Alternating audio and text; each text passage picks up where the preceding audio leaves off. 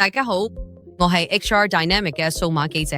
今集我會用幾分鐘時間，重點講下今個星期主要嘅人力資源新聞，仲會從 HR 角度實用嘅分析下呢啲發展點樣影響日常管理同埋業務策略。今個禮拜，勞工處開始喺近年嚟最嚴厲嘅建築安全大執法行動之一。呢次行動係因為11月初發生咗多宗致命意外，包括油麻地密閉空間意外同元朗圍牆倒塌慘劇之後展開咗。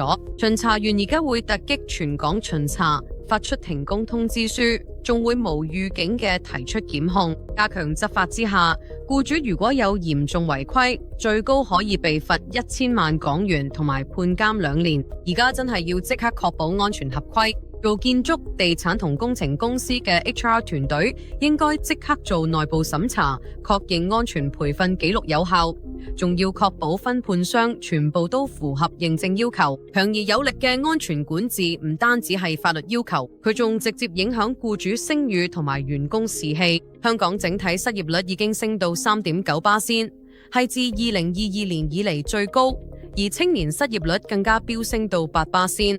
好多做社工、建築同埋行政崗位嘅年輕打工仔都首當其衝受到經濟轉型影響。呢個轉變帶嚟風險之餘，其實都有機遇。公司可能會覺得請初級人才容易㗎，但係要留住有經驗嘅員工就會更難，因為人工期望都會重新調整。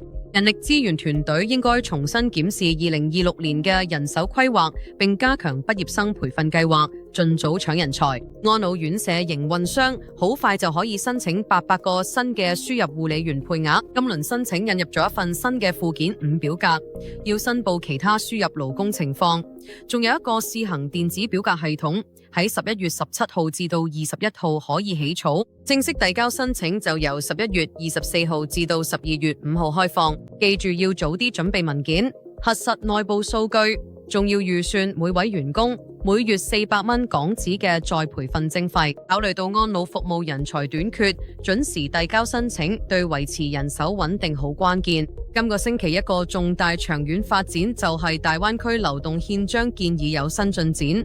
目標係到2027年統一專業資格、社保可攜性同埋數碼身份。呢個舉措有機會改變跨境人力資源規劃。人力資源主管應該開始識別咗適合未來大灣區流動嘅職位，特別係工程、法律、會計同科技領域。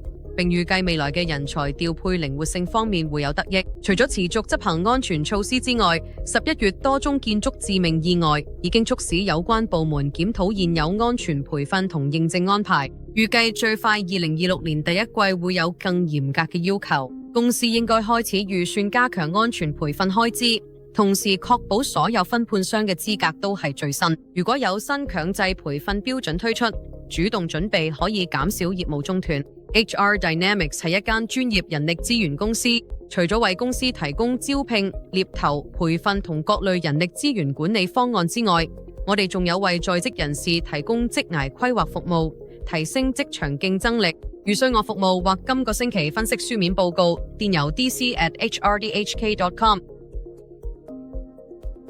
多謝收睇，祝大家一切順利，生意穩步上揚，員工開心又安全。最後記住要 like、訂閱、留言同埋分享啊！下星期再見。